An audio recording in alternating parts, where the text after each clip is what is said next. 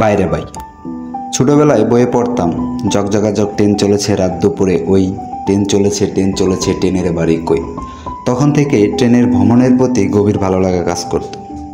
আজ বড় হয়েছি, দেশ থেকে দেশান্তরে ছুটে চলেছি, তবে ট্রেনের প্রতি মায়া ছাড়তে পারিনি। তাই ট্রেনকে সঙ্গী করে নিয়েই ছুটে চলছি আমি। আজকের ভিডিওতে দেখাবো জয়দেবপুর জংশন থেকে অগ্নিবীণা এক্সপ্রেস ট্রেনের সর্বশেষ গন্তব্যে ভ্রমণ। তাই ভিডিওটি শেয়ার করে সম্পূর্ণ দেখার অনুরোধ রইল। এবারের যাত্রায় আমার সঙ্গে হয়েছিল অগ্নিবীণা এক্সপ্রেস। নামে এক্সপ্রেস হলেও সবাই লোকাল হিসাবেই মনে করে। 200 টাকায় সুবন চেয়ারে টিকিট কেটে যাত্রা শুরু করি। এই ট্রেনের সর্বশেষ গন্তব্য তারাকান্দি জংশনে। কিছু দূরে যেতে না যেতেই আমাদের ট্রেন যেন অ্যামাজন জঙ্গলের ভেতরে প্রবেশ করে। এটি মূলত গাজীপুরের ভাওয়াল বন। ট্রেনের লাইনের দুই পাশে সারি সারি গাছ যেন সবুজের চাদর মুড়িয়ে দিয়েছে। বনের মাঝে মাঝে ধানের জমি, আবার ছোট ছোট বাড়ি। দেখে মনে হয় প্রকৃতির নৈসর্গিক সৌন্দর্য ঢেলে দিয়েছে। হালকা গুড়ি গুড়ি বৃষ্টি হচ্ছে, আর এই বৃষ্টিতে ট্রেন ভ্রমণ কিন্তু সত্যি অন্যরকম হয়ে থাকে। এটা আসলে অন্যরকম।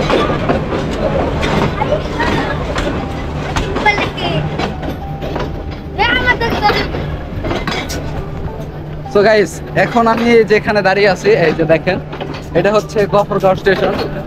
আর এইখান থেকে কিন্তু একটু পরে আমাদের ট্রেন আমাদের গন্তব্যে আবার ছুটে চলবে, অর্থাৎ তারাকান্দি। তারপরে ময়মনসিংহ স্টেশন, আরো কয়েকটা স্টেশন আছে।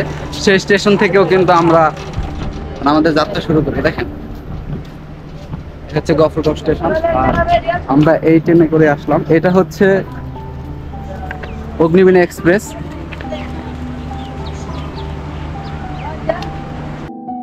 হঠাৎ করে আকাশ কালো মেঘে ছেয়ে যায়, ঝিরিঝিরি বৃষ্টি পড়তে থাকে।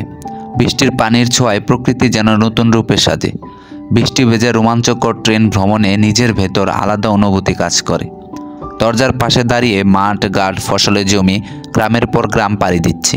সত্যি ভ্রমণ মানুষকে নতুন করে বাঁচতে শেখায়।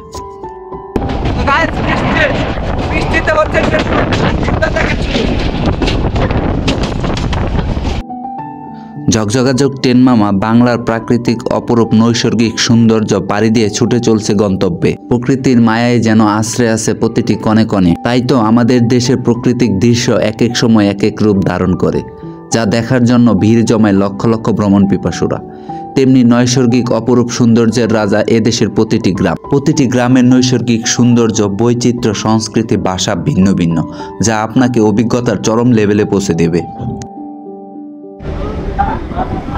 লাইন ক্রসিং নাকি ভাই? হ্যাঁ, সিগন্যাল ক্রসিং।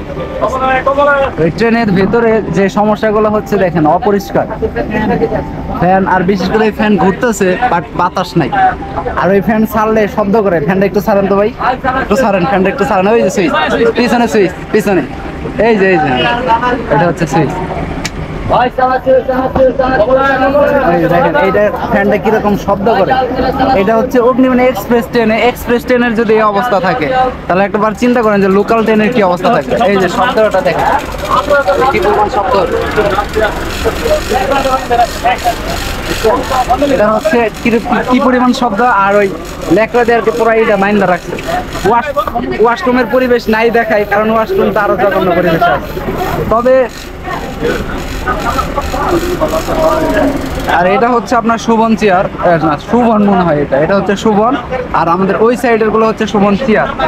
আর এইখান থেকে যারা ভিতর থেকে আপনার যারা লোকাল বা মানে বিভিন্ন স্টেশন থেকে, যেমন ধরেন জামালপুর স্টেশন কিংবা সামনে যে ময়মনসিংহ স্টেশন থেকে যারা উঠছে, তাদের কাছ থেকে কিন্তু ওই ঢাকার টিকিটের টাকাই নেই, যদি তারা টিকিট না কাটতে পারে।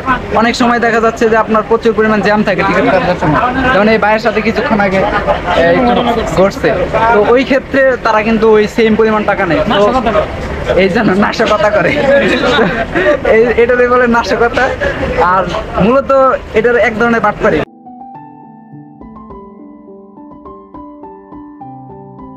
আর সবচেয়ে বড় কথা হচ্ছে, শহরে এখনো কিন্তু শীত নেই। আর আপনি যখন ট্রেনে করে গ্রামের ভেতরে প্রবেশ করবেন, শীতের যে আগমনী বার্তা সেটা আপনি বুঝতে পারবেন। যেমন আমি এখন ট্রেনের উপরে বসে আছি, কিন্তু আমার গায়ে শীতের যে কুয়াশার যে আবরণ সেটা কিন্তু পড়তেছে। এবং দেখেন আপনি দূরে কিন্তু কুয়াশার যে একটা আবছা ভাব, সেটাও কিন্তু দেখা যাচ্ছে।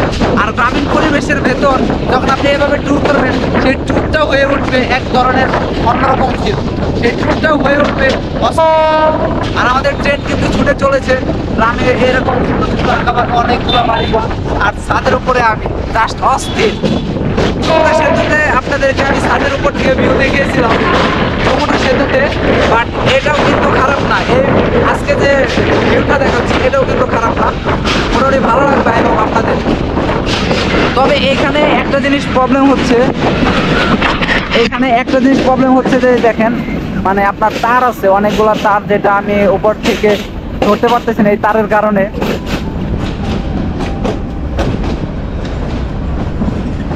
আর সামনে দেখেন গাইস, দুই পাশে হচ্ছে সবুজের সমাহার। এইখানে সবুজ, এইদিকে সবুজ, এইদিকে সামনে হচ্ছে ট্রেন। আল্লাহ তাআলার সৃষ্টি এত সুন্দর, যেটা যদি আপনি ট্যুর না করেন তাহলে বুঝতে পারবেন। আপনি যত ভ্রমণ করবেন তত আল্লাহ তাআলার সৃষ্টি উপভোগ করতে পারবেন। এই দেখেন কতগুলা পাখি গাইস। শীতের কারণে কিন্তু আপনার যে অতিথি পাখি আছে তারাও কিন্তু গ্রামে গ্রামে ঢুকে পড়তেছে, কারণ শীতের সময় অতিথি পাখি দেখা যায় বাংলাদেশে বেশি।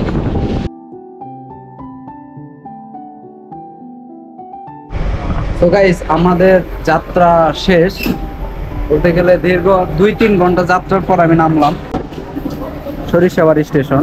দেখেন এখানে অনেকে নামছে, বাট আমার নামার কথা হচ্ছিল যে আপনার আমি সর্বশেষ এই ট্রেনের যে তারাকান্দি স্টেশন সেখানে নামবো। বাট বর্তমান এক্সপ্রেস থাকলেও লোকালের মতো চলতেছে, যার কারণে আমি সরিষাবাড়ি থেকে নামলাম। এন্ড সরিষাবাড়ি থেকে সরাসরি আমার বাসায় যাওয়া যায়, এখান থেকে মেইন রোড ধরে আমাকে অটো নিয়ে চলে যেতে হবে, যার কারণে আমি এখানেই নামছি। কিন্তু আপনার তারাকান্দি পর্যন্ত আর যাইনি। এখন সামনে থেকে অটো নিয়ে সরাসরি আমি চলে যাব। আর এটা হচ্ছে আপনার সরিষাবাড়ি স্টেশন।